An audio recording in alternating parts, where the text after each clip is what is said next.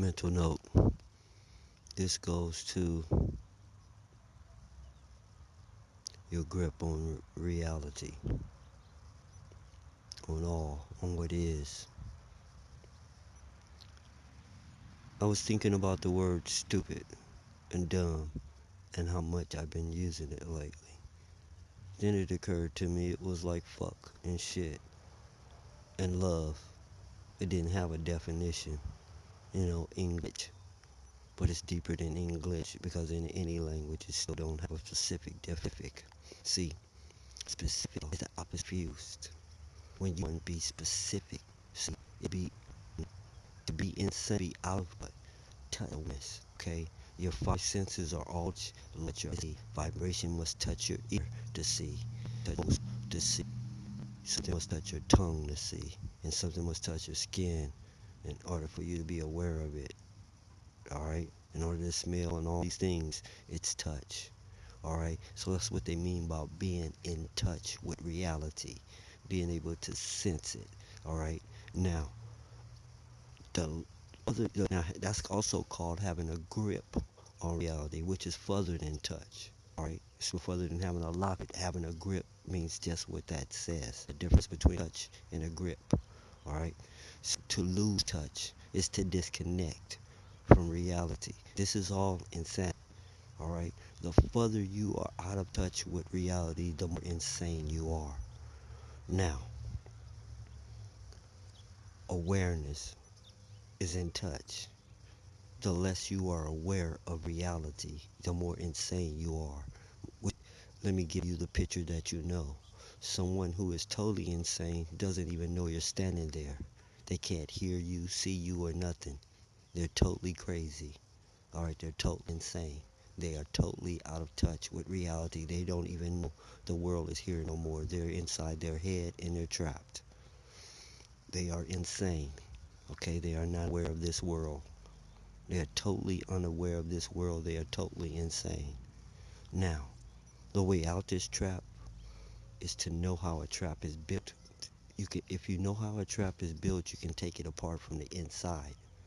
Okay, that's the way out of any trap, is to know how the trap is built, because you can take it apart from the inside. So the way out this trap is this. What is unaware? Let's use words like vague. Okay, vague is low awareness. Okay, detailed is high awareness. The more detail you have of something, the more you know about it, the more aware you are of it. So we're talking about the word specific. Specific leads away from vague. All right, it's the opposite of vague. You want to make people see that's the trick that was used on you. Being non-specific, being vague, where that person took it one way, that person took it another way, this person took it. So you got all these views about the same thing. It shows up in religion. You know what I'm saying? Hundreds, thousands of religions all holding the same book in their hand saying there's somebody different.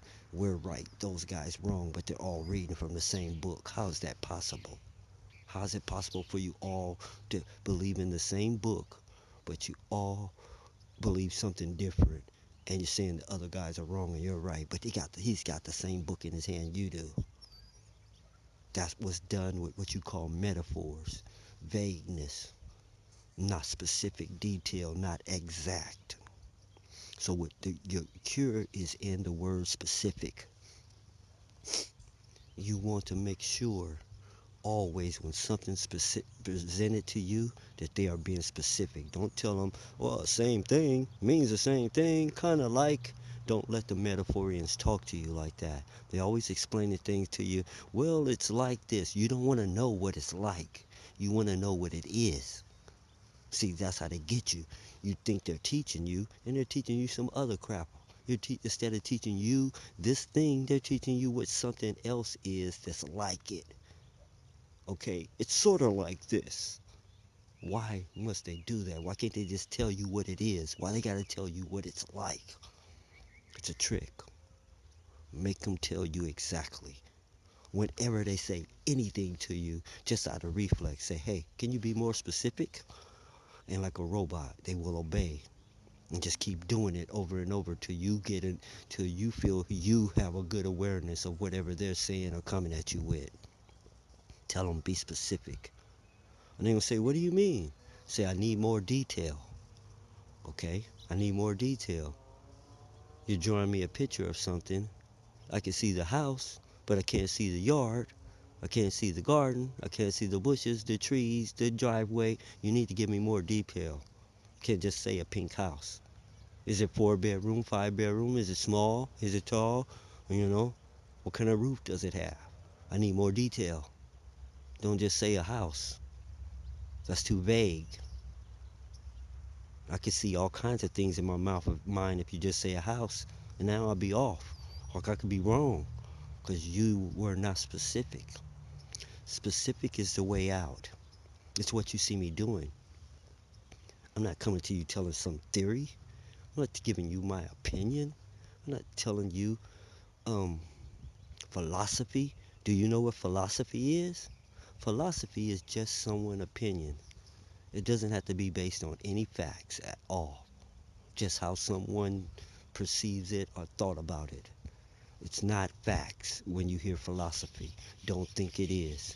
May sound cool, may be right, but it might not be. And it's not specific and exact. Specific and exact deals with facts. Okay? Facts are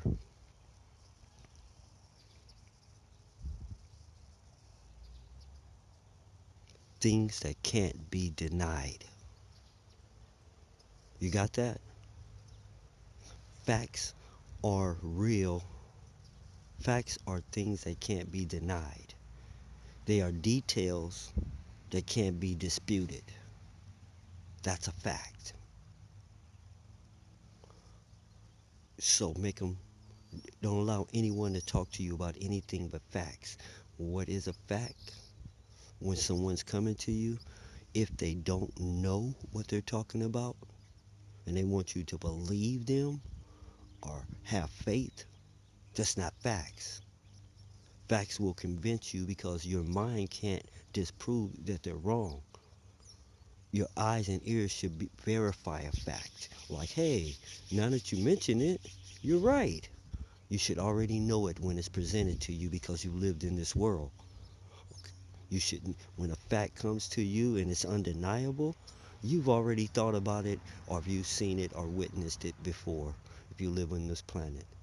And then all you have to do is say, hey, now that I think about it, my mind can't argue with you because I'm coming up with the same conclusion. You're right. That's a fact.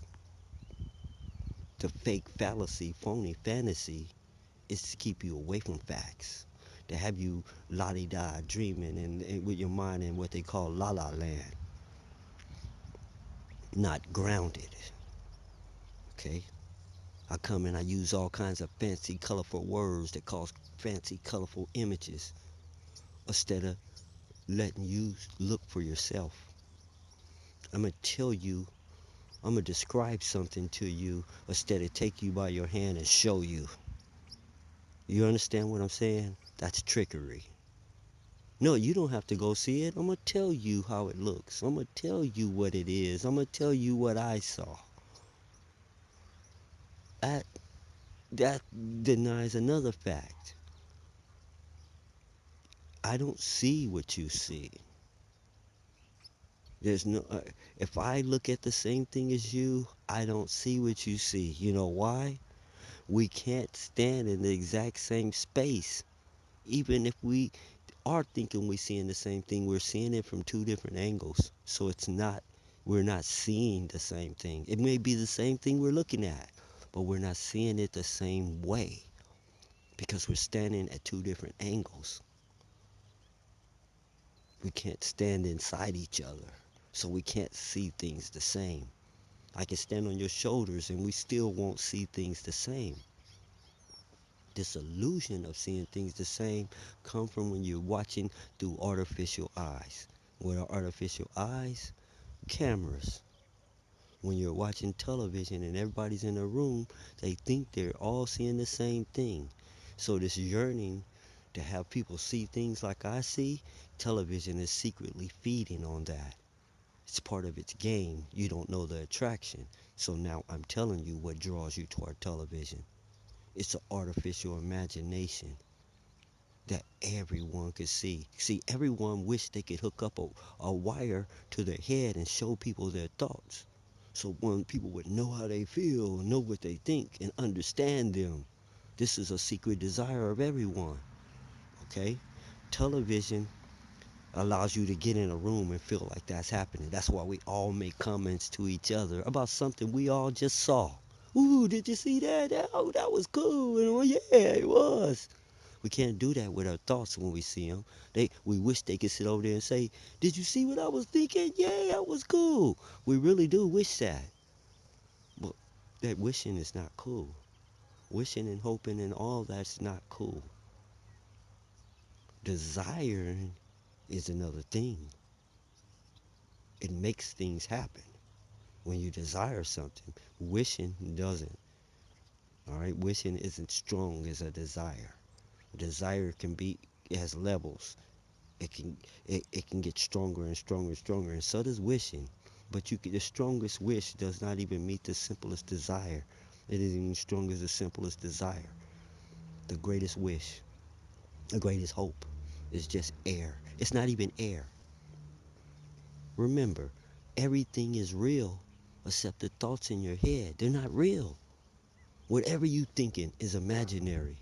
I don't care what they say to you. Whatever they're thinking is not real. And if it's not out here, tell them step with that crap. If you can't show me what you're thinking or talking about out here, you need to get out my face. I'm not going to your religion. I'm not joining your club. I'm not joining your gang. I'm not following you nowhere. I have two eyes for myself. I don't need you to lead me. I'm not blind.